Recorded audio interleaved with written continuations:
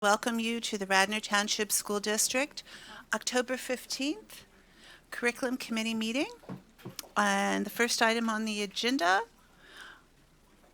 is introduction and administrative remarks. Mr. Bechtel. Thank you. Good evening, everyone, and welcome. This evening, we'll hear from Mrs. Kevgis about the Act 158 and Keystones.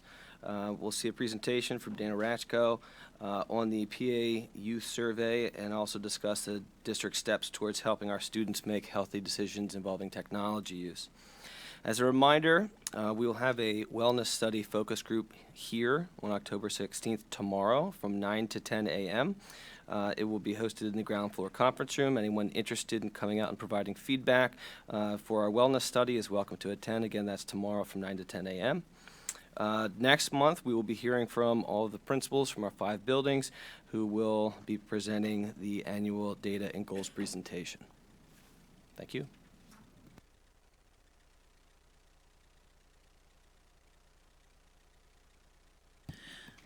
Next item on the agenda is public comment. Is there any public comment? I should just leave it on.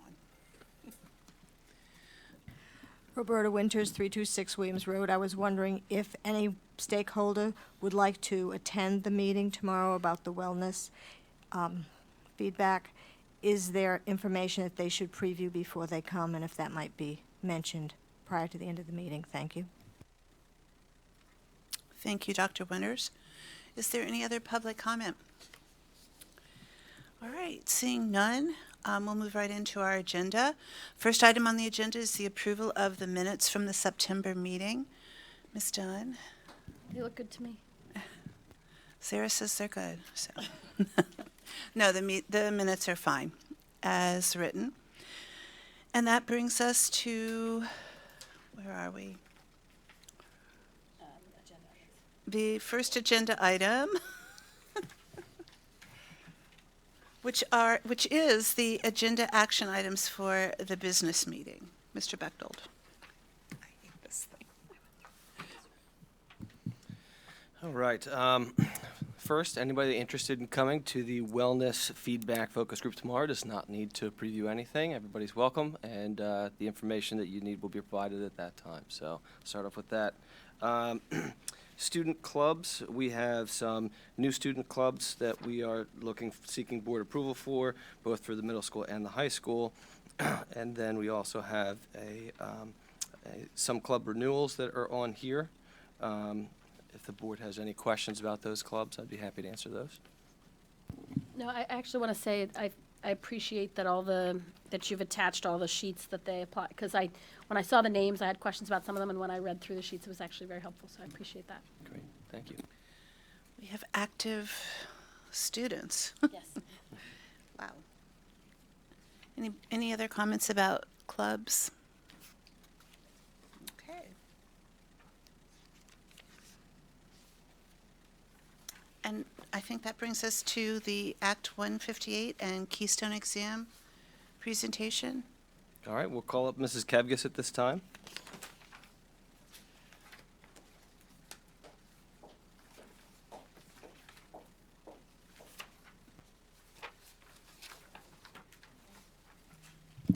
Hello.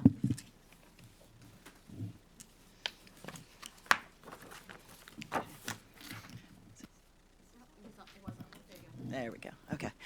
Thank you for having me. You have the 3 things in front of you this evening. One is a letter that was sent home to our parents in September, early September. Second document is a visual of the different pathways that I'll talk about in a few minutes for Act 158.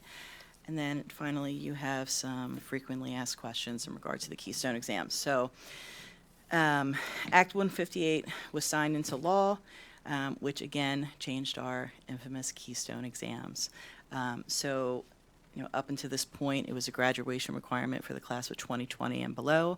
It is now pushed back 2 years and is now a graduation requirement for the class of 2022 and below.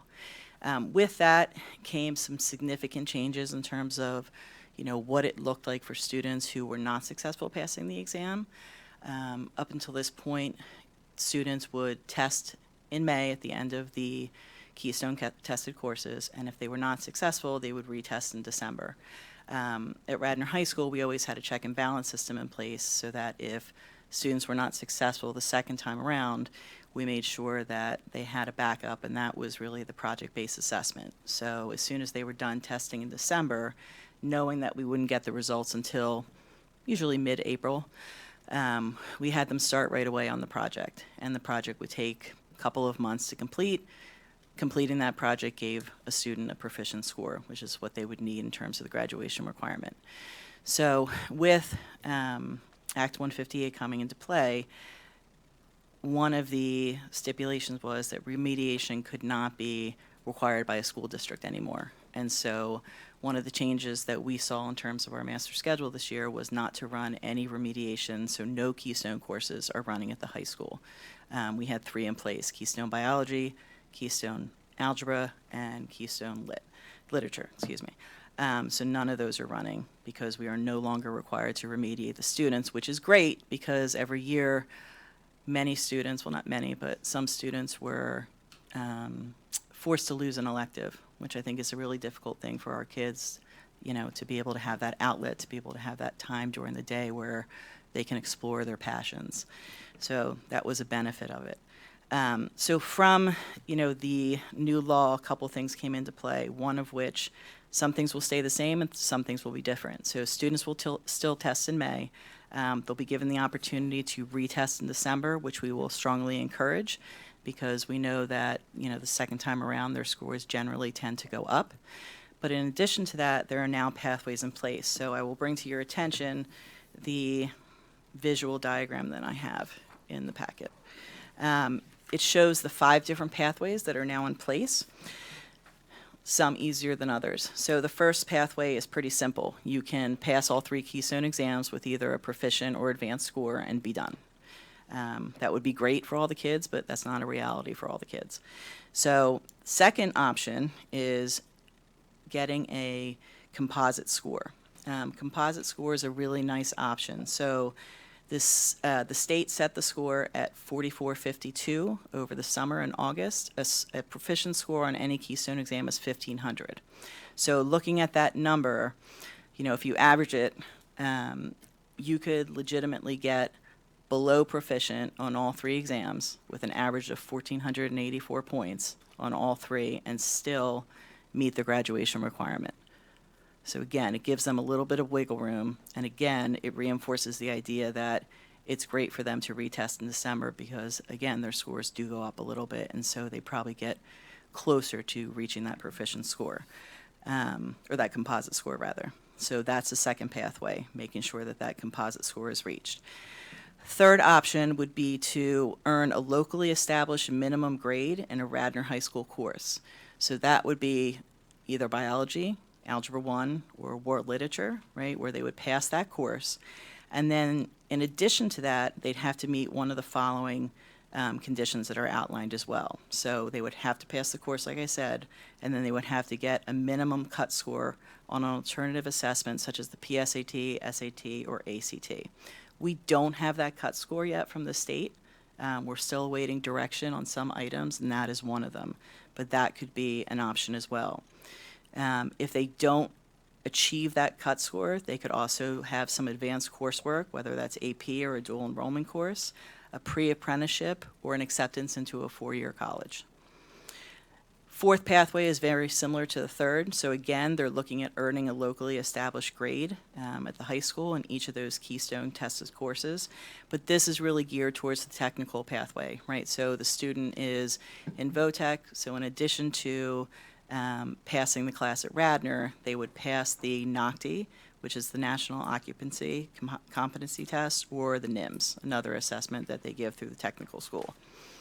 And then the fifth, again, you see that similarity or that overriding theme of looking at the minimum grade on a Radnor High School course. But this is now looking at post-secondary readiness. So in addition to passing the class, there's a bunch of examples that they have given that students could use. And again, it does go to some standardized tests, so looking at SAT subject tests, dual enrollment, but it also includes looking at things like a community service project, completion of an internship, externship, or full-time employment. So I think that gives a lot of different options for our kids in terms of what they could explore to meet that graduation requirement.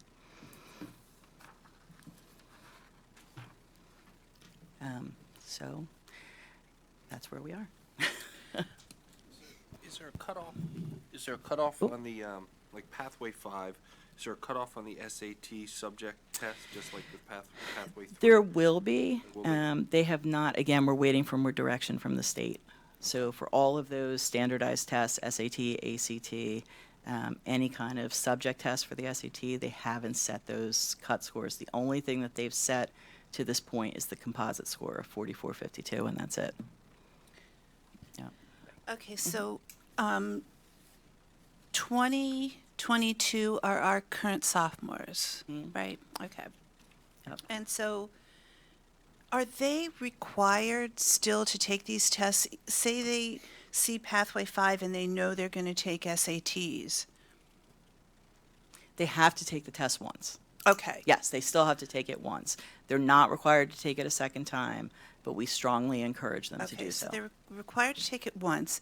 Now, if they decide to take it again in December, and I don't expect you to be experts on this, but maybe somebody knows this, do they have different forms of the test, or do they just keep giving the same test each time? Like, They does it- do have different tests, absolutely. So They they try will to okay. maintain the level of rigor Yeah. from one test to the other, but they will have different versions of it.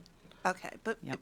so I know they have a way to sort of find out that questions are equivalent and do a different form, but so they will see something that looks like that, but different questions, is what, So there, even the students that will take it this December, we'll have multiple versions of the exam, and so you might be sitting beside someone that has exam version A, you have B, somebody else has C. So they have a variety of different ones that are normed to be equally as challenging, and then they'll switch them up in the spring as well, so they don't have students that have the same exam. So it's. Yeah, they do that to make sure that there's test security and that the students are challenged, and you wouldn't get the same exam twice. And I don't know if this is still the case or not, but it used to be there are always, every exam, there are field testing questions too. So there's questions being field tested in there, and you don't know which ones are the ones being field tested versus the ones that are, going to be counted. so there are some items on there that are field tested and they can't tell, or do they know there's a certain section that's field tested? The students wouldn't know. They would just be taking the biology exam. They would be getting biology questions. Now, your open-ended question might be different than the person that's beside you. It might be different the person that's in front of you. Again, they've got a variety of different exams. And so as a student goes through it, they wouldn't know if, like, this is the first time for this question on, like, cell respiration, or if it's the fourth time that's been used for the particular exam. So they're going to be sending us different versions to administer in May. So are you supposed to administer them like student, 3 people are sitting next to each other? This person's supposed to get A, I'm supposed to get B, she's supposed to get C. Do they tell you to do that, or? There's a Just very wondering. detailed manual for test administrators, and there's training that the administrators from each building and the teachers that are proctors are required to go through each time before they go through, and there's a lot of forethought gone through about how you How to do that. set it up. So Okay. And do the proctors get paid by the state to do this? no, So it's just part of the school day? yes, they it's don't our get, like- teachers and paraeducators proctor the students' exams. You cannot be so if you're a math teacher, you cannot proctor the math exam. If you're a biology teacher, you can't proctor the biology exam. So there's a whole bunch of rules as to who can or cannot proctor. Because I believe ETS pays, do they still pay proctors to administer SATs? For SATs, Right, but Yep. that's because it's a Saturday out-of-school thing. correct. Right, okay. So I don't expect you to know this either, but I'm just curious. If we went back and looked at our past Keystone results, or I guess, I don't know how many years we have of that, would this Pathway 2, would most of our kids have made the hurdle under this Pathway 2 of the 4452 from their past scores?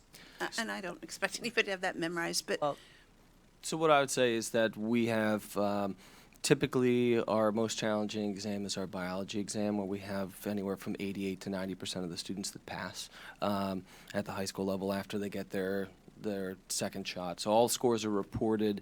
You may not take it your senior year. The last opportunity you had to take it is your junior year. And then our scores go up from biology. So algebra is typically the next best that we do, and then our best exam is our ELA, or our English exam.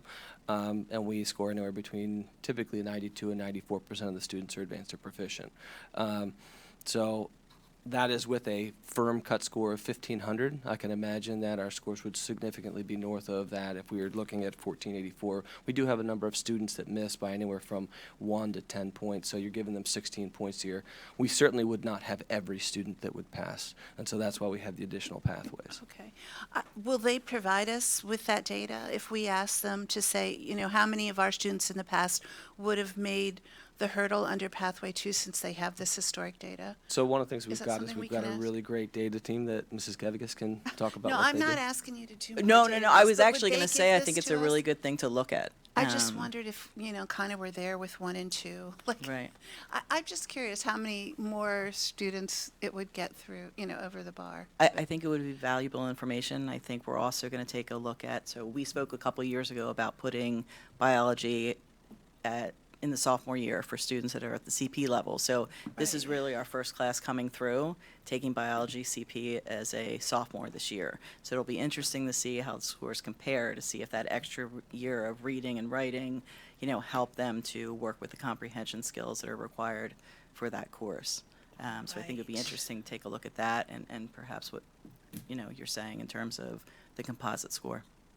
No, I'm just curious. Mm-hmm. And I know, or it used to be the case with the SAT, you could ask to see the test. Like you had the right as a test taker to see your scores and to see the questions. Do they offer that with the Keystone? Does anybody know? Do they allow you to get Don't think your that's, answers and your, I'm not sure. you never heard about it? I think I'm just going by memory and going by years ago. I think an individual student can request, but there's a process for them to do that. That's the way it used to be, but I'm not positive. Okay. But I think there is a process for an individual student could request to see their exam, but there's a process to do that. And like with the SATs, they now no longer mark on there if you are taking it without, or with extra time or with accommodations, it's not on your Keystones score. is untimed. And so is it hidden from Keystones as well? It's untimed. But if you have other accommodations, say somebody's reading the test to you, or So we have small group testing. Those students would be in a different location. Yeah, but if you have that, is it marked on your score? It's not marked at all. No. Right, so no one knows. Okay. Um, Anybody else? Yeah, go ahead. I just wanted to make sure I understand this. So the kids take it in May, and we get their grades. They get their grades in the fall, so they decide whether or not they need to take it again in December. They do. And I'm missing where the remediation was. You said the scores all go up in December, or most of them go up in December. Is there some kind of class that they take, or after school remediation that the school has been offering, or it's just with that extra time to study they really So the buckle receipt down, of the scores sorta? has gotten later and later as each year goes by. We used to get them at the end of July, and then it became the beginning of August, and it became the middle of August, and this year I think, oh goodness, I think it was almost the end of September when we got them. Wow. And I think that was partly because they knew remediation wasn't required. So previously, we would have them in time to change a student's schedule and hand schedule the remediation course in, Okay. right? So students would find out. Okay, You know, and that so they they would were- have, and that was losing an elective in the fall, was that remediation? It could be, yes, Potentially. potentially. Now, if they wanted to take it again in December, we're not offering the remediation courses because we know there's so many other routes for them to go. We could, if they're interested, we can supply them with materials to review. Okay. We could always put the student into an academic success center if they wanted to take that time to work on those skills. Okay. But we don't have a remediation course per se. Okay, got it. And Lydia, Mrs. Solomon, I just want to touch on one thing that you did say in regard to questions. So, you know, there is a process, like Mr. Batchelor was saying, about being able to see the exam and seeing the results. One of the things that our teachers do in those Keystone tests courses is spend a significant portion of time, whether that's on a block day or, you know, it's a bell ringer or an opener, however they frame it in their classroom, they will spend time looking at, different questions on old Keystone tests or released exams, practice tests that the state gives to us. And one of the nice things is that they give a rubric with it. So they have sample write-ups that a student would have given. Why is this a 5 versus this is a 3 versus this is a 1? And they'll take that time to have those discussions with the students to say, okay, this was the question, this is what they were looking for, this is what was missing, this is what you needed to say. And that helps them to learn how to, frame, especially for biology, how to frame their writing, because the scientific writing is very different than what they would do in a world lit Right. question. Oh, wow. Do, Yeah. do we have, and I know we have a certain percentage of students who aren't really college bound. Do we have a significant portion that you think will follow the pathway for? And is there something that we're doing specifically to help them with that pathway, other than the vocational opportunities? So we definitely were working to get a system in place because this is all new. So Mr. Booterball will be in charge of tracking the kids and working with the guidance counselors and the case managers to make sure that, we know what their scores are. We know which keystones they still have to, either retake in December or explore a different pathway with. And in those discussions, we'll determine which pathway is the best for them and how Okay. to proceed to complete that pathway. Okay, thank you. Mrs. McMiniman? So I really have to commend you guys, especially Dr. McQuiggan. Through the years, the state has not really been so friendly. They've really put us through the ringer on this Keystone thing. I mean, at one point, we were told there was going to be 8 or 9 Keystones. We were told it was going to be a graduation requirement. We were always one step ahead of the curve. We were ready with our remediation course. We were ready to get everybody through. Now they've changed the whole thing again. Now we're down to only 3 Keystones. Now they've changed the requirements again. So I just have to commend you guys for sticking with it for the good of our students, because they have not made this easy for us. So thank you for doing all that. It's been interesting. Following the bouncing ball, yes. But, and I also have to say that the frequently asked questions, I think that's really well put together. I read through it all in detail as the parent of a freshman, and I would encourage members of the public who have questions or concerns about this to read that in depth, because I think every question I could come up with was on there. So I'm sure there will be individualized questions for people's, individual students who will have other issues, but I think as a general guide, it's really helpful. So I appreciate that too. Any other questions? Okay, All good. I'm good. Thank you. Thank I you know very where to much. find you. You do. Thank you.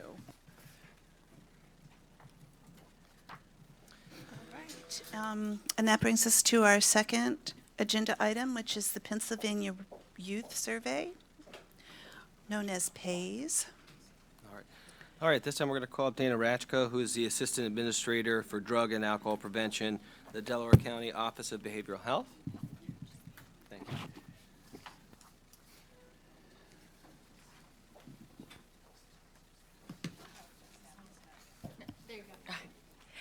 Good evening, everyone. Thank you for having me tonight. I appreciate your time and your interest in PAYS. I also want to thank you all for already registering your district for PAYS. We're very excited about that. I do have a very quick PowerPoint. I know we're a little bit stretched for time, but I can go through this fairly quickly.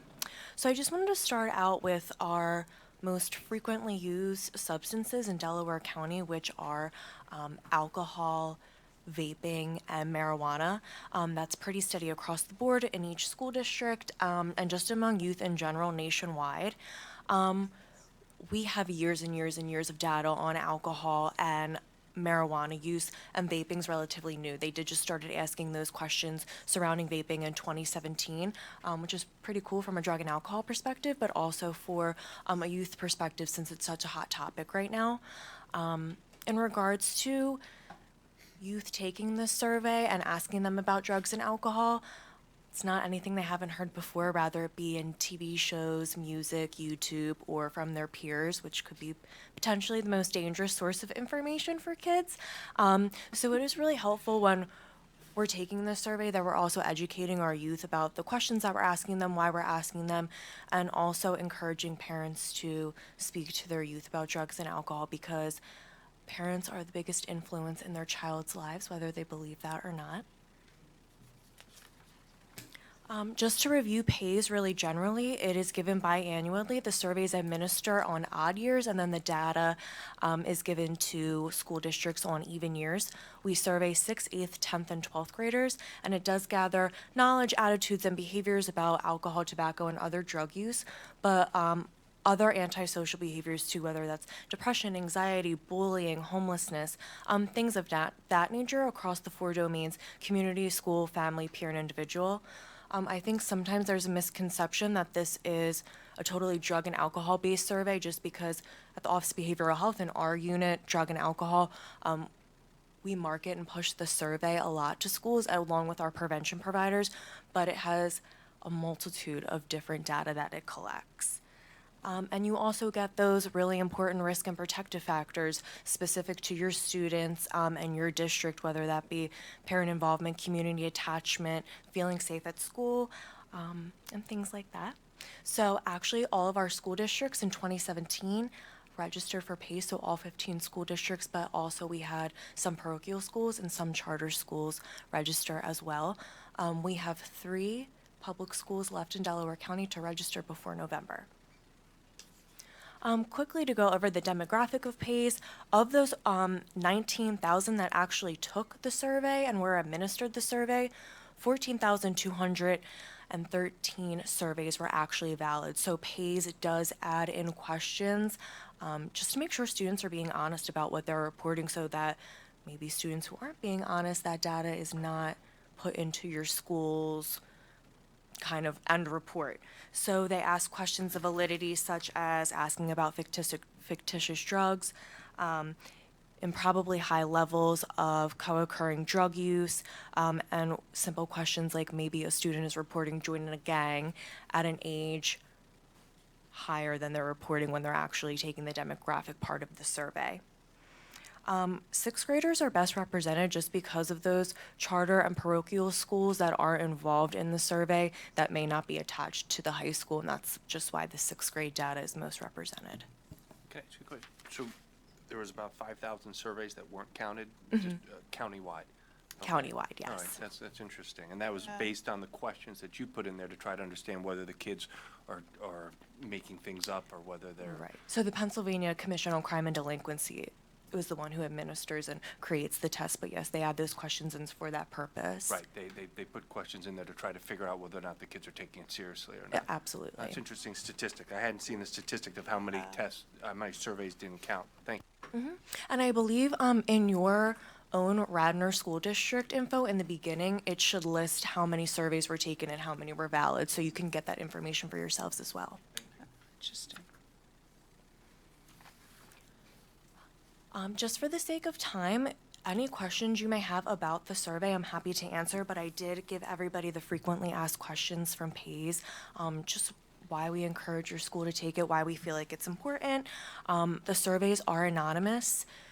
Even, I know this is a very technology-based school, which is really cool, but even if the students are given a link to the survey, they're giving an anonymous link. So even if they're using it through their school computer, it can't detect which student was taking it. And then it's passive parent permission unless the school decides that they would like parent permission for every student who's taking it. And then again, I just wanted to focus on some of the other data that you may be able to collect. So that's data about food insecurity, homelessness, family structure and attachment, community and school climate, bullying, and then depression and other mental health issues and suicide. And the main thing I kind of want to focus on tonight is this data does not need to be used in a negative way. No one needs to be blamed for youth reporting drug and alcohol use. I mean, it's kind of normal teenage behavior to be curious about things like drug and alcohol, sex education, things like that. So using social norming messages in your school is really important, and that's just sharing healthy truths about drug and alcohol use that can reduce student use and correct their misconceptions they have about their peers using. So I did pull just the data about Radnor's marijuana use. So instead of saying 16% of students have used marijuana in their lifetime, you can say almost 85% of your students have never tried marijuana in their lifetime ever, which that's something that could be announced on the morning announcements or announced at football games during half times and things like that. So not only are the students hearing it, but your community's hearing it too. So that's all I have. And if you have any questions or comments. No, I want to thank you for coming back. I remember when you were here in the spring, and I really appreciate it. And I actually have to say that this use the data in a positive way is it really struck me when I was reading the materials you gave us in advance, because I know when I read a lot of those numbers in the spring, I went to my friends, I said, oh my gosh, can you believe? And I said, and this is so concerning to me because this many kids are depressed, or this many kids have, considered suicide. And they were things I genuinely was concerned about. But it was interesting to me. I kind of laughed when I first saw that, but hearing you actually say it out loud, it does sound more positive, like for as prevalent as you think marijuana use is from whatever you hear in the media and see on the news, it's actually a really good sign that many kids in our township have never even touched it.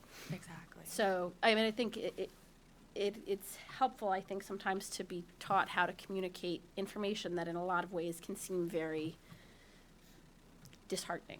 Yeah. So thank you for that. And I think it's a great test. I mean, I remember taking it in high school, so I know it's survey, not a test, but I think it's really good that we're back on course and tracking this information, and I look forward to seeing our scores next year and finding a positive way to review them. And then I did give you too the question dictionary if you want to know what the students are being questioned on and what the questions entail. They're all listed in that handout as well. So. And then I dropped my business cards on the way in, but Maureen, please feel free to share my email with everyone if you have any questions after the meeting. I'd be happy to answer. Thank you for having me. Thank you. Thank you so much. I appreciate it.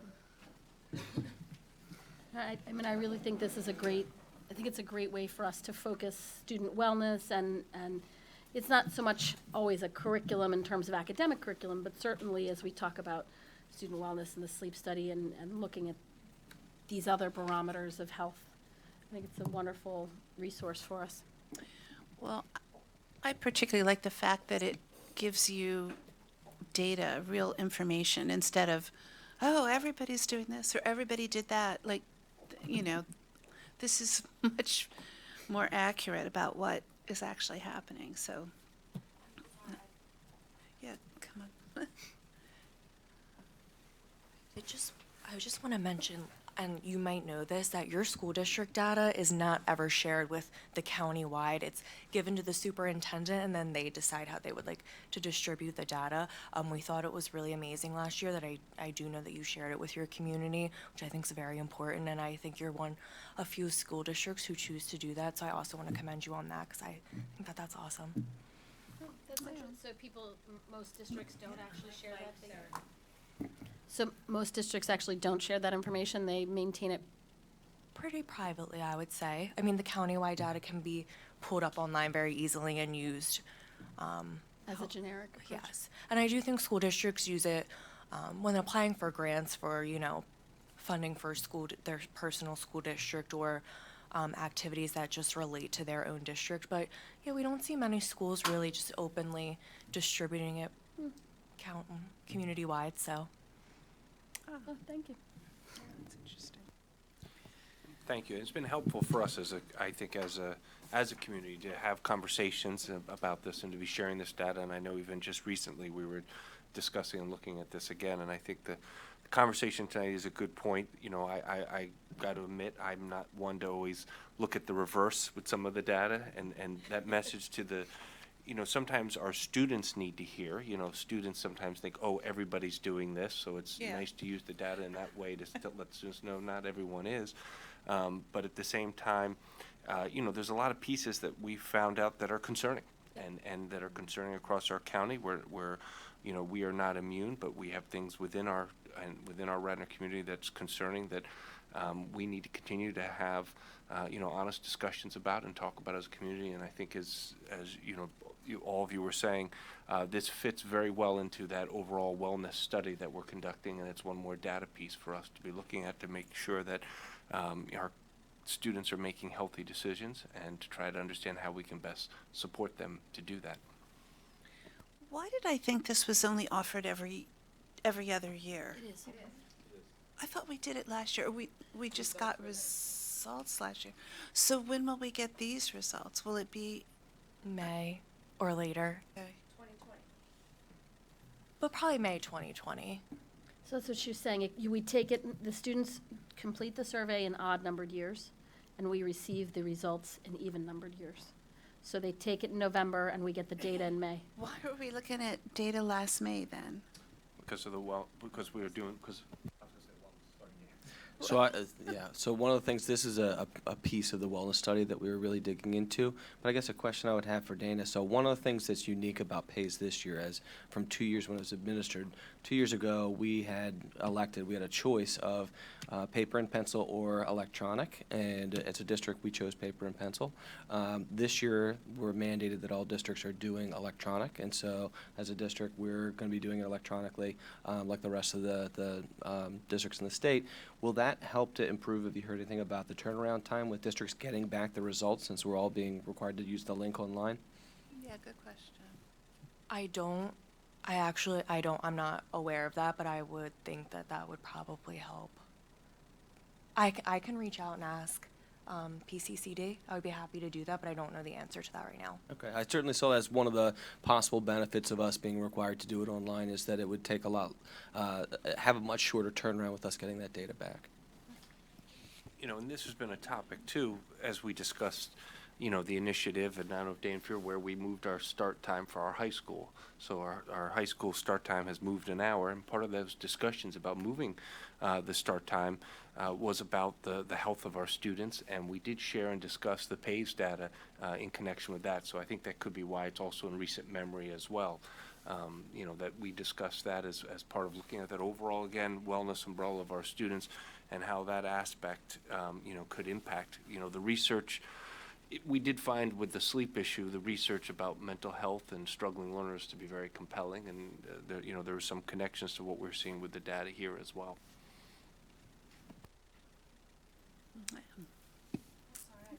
No, good. We really appreciate it. Definitely appreciate it. Thank you.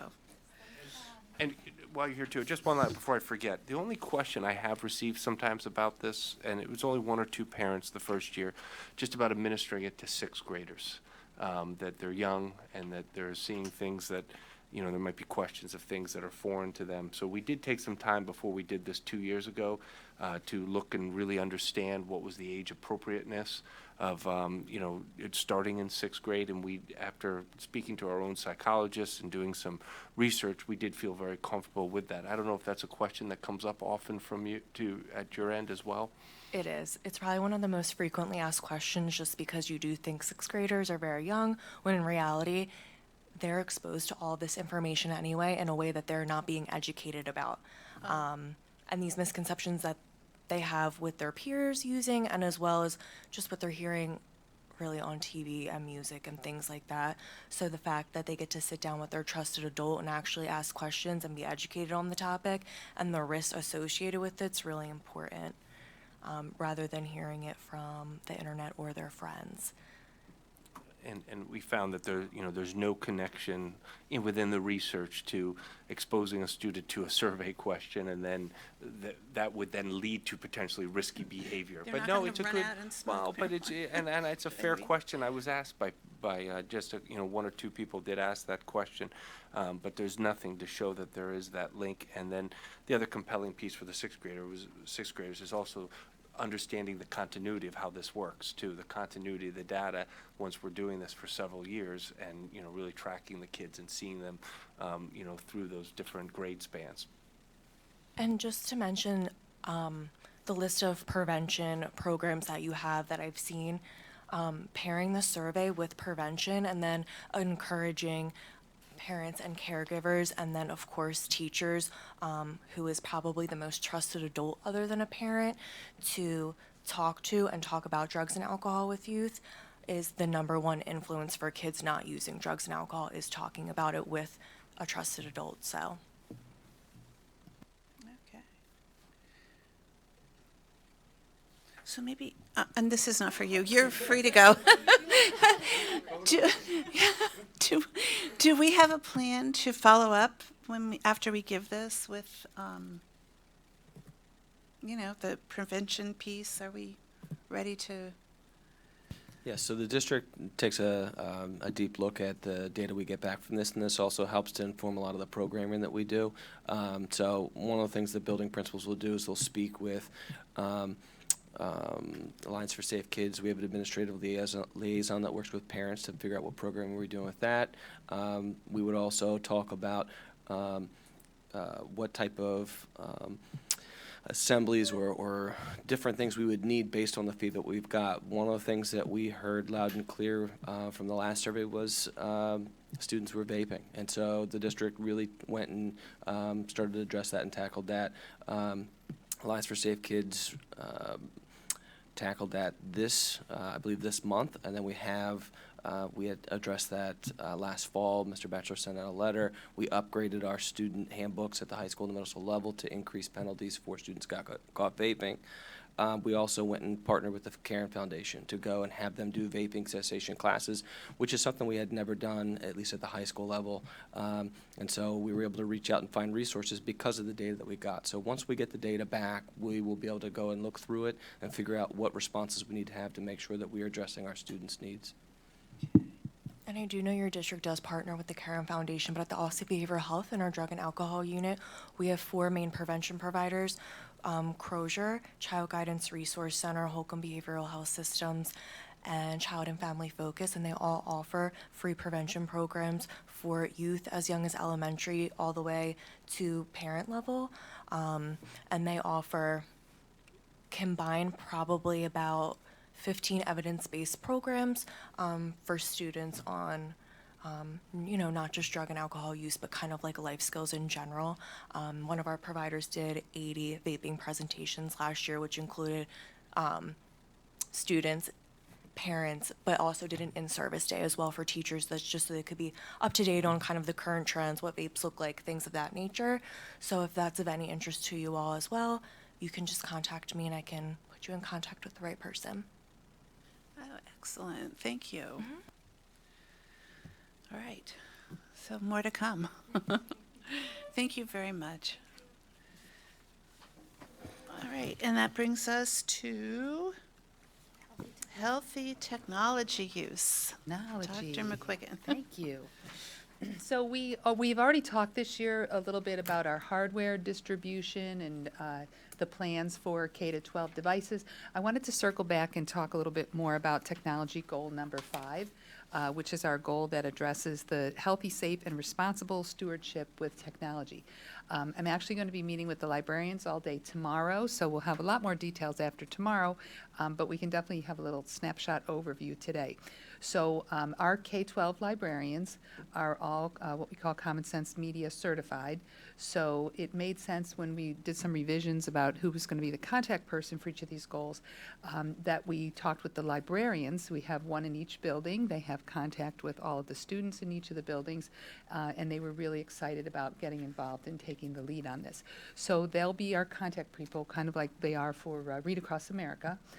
But we'll obviously be working with other teachers and students as well. So I just gave you a little bit of a sampling there. As far as technology practices, as we work through our curriculum development process in each of our different areas and work through our curriculum cycle, we have our overarching technology goal there that we adopted last year. So that's going to be the guiding principle that will help us make choices about technology as we're writing curriculum and putting various things in place, where those teachers are making choices about whether or not it's appropriate to use technology and when a lesson or a unit might be better taught without technology at all. We're going to participate this year in the National Day of Unplugging, which will kind of be like our culminating event. It's celebrated on the first Friday of March. We have parent-teacher conferences that day, so we are going to do it in combination with Read Across America, which we think will be a nice fit because we'll be promoting reading, and then we'll also be talking about the National Day of Unplugging. And on that day, we'll be asking students and parents to either participate in reducing the use of technology or eliminating the use of technology for a 24-hour period. Our public school librarians are joining us for our meeting tomorrow, so we have an opportunity to connect with the community and get the word out to the public so the kids hear about it in places other than simply here at school. So a couple of the things that are popular with the National Day of Unplugging are these little bags that you get, and you put your cell phone in them. Tracy Dean has actually, they're pretty big, so if you have this is a sample one, so it doesn't have anything on it, but Tracy Dean at the high school has gotten a few kids from the graphic arts program that are interested in designing a logo that'll be around National Day of Unplugging or putting your technology to sleep or something catchy like that, to raise awareness about making some kind of a deliberate effort to have some times when you have no technology. The other piece that's very popular with National Day of Unplugging is these little signs, I unplug too. And this is a piece that we'll do leading up to the National Day of Unplugging to get people to think about what are the kinds of things you can do when you're unplugged from technology, and that there are a lot of people around you who unplug technology and water a garden, read a book, talk to a friend, write a letter, God forbid, all those types of things. The librarians have been looking at some different types of software. Students, adults can put apps on their telephone that'll remind you to put your phone down a certain time of day. Or even we were meeting with Michael Petiti the other day. He was showing us all how to use the setting on your phone where you can see how much time you've spent online, how much time you spend on social media, and everything is disaggregated for you. So different types of things that can raise awareness about the amount of time we're spending on technology and what we're doing with them. We've also made a commitment to developing core curriculum, and again, our leaders in this area have been our public school, or our school librarians. They are all certified in Common Sense Media. Common Sense Media just came out with new lessons and new curriculum this year. As you can imagine, when we're teaching students about technology, it's really important to be up to date.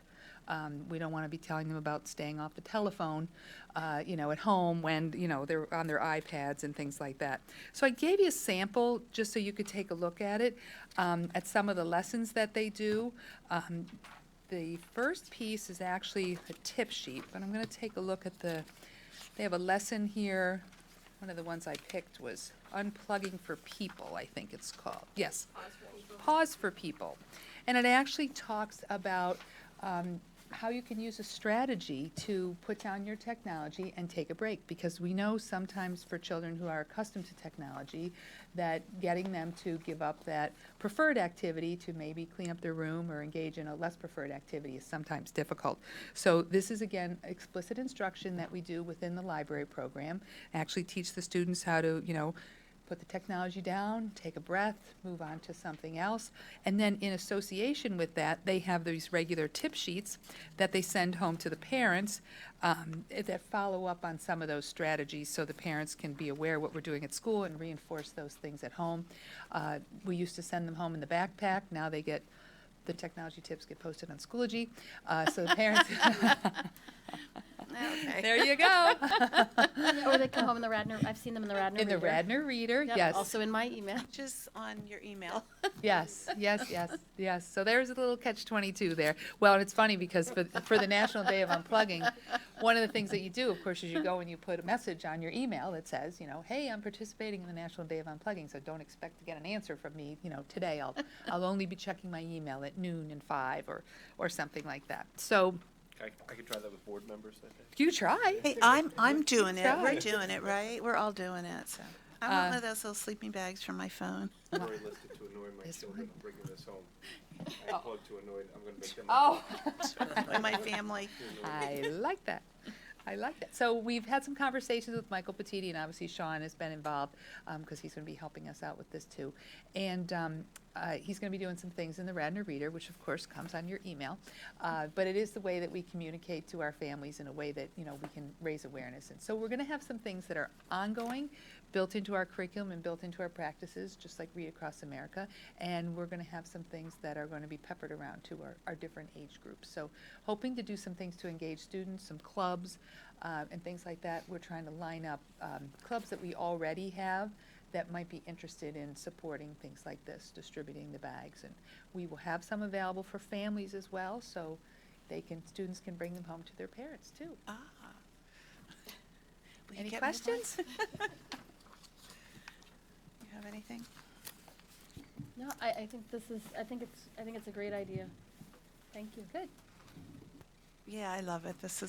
I love just the whole idea and irony of it all. So it's informative, the whole thing. Right. Thank you. Okay.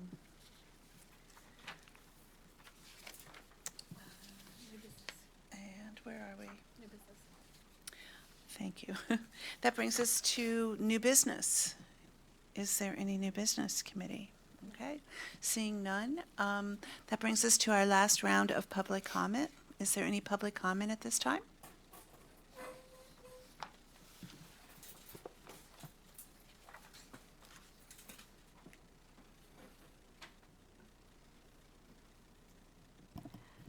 Roberta Winters, 326 Williams Road. I just wanted to applaud the board, the committee, for their recognition of the new Student League of Women Voters Club at the high school. We're very pleased with some of the new members who have done an outstanding job of registering new students and also encouraging others in the community to get out and vote and become informed about the election and its issues. I would also like to encourage anyone who has not yet read the latest edition, I believe, of the high school newsletter to note an article by Ellie Davis, who has written something about the Windsor sisters, the wild and crazy ladies from Radnor, for whom the Windsor Room is named at the library. It would be a wonderful education for everyone in Radnor. And finally, I would like to remind the community that last evening we had a forum for the candidates running for Radnor Township School Board, and it is available at the township website, online, and also at various other places. So it'll be on the township website on demand. It'll also be aired on Radnor Studio 21 and also through our Facebook and Twitter accounts if you're looking for the link.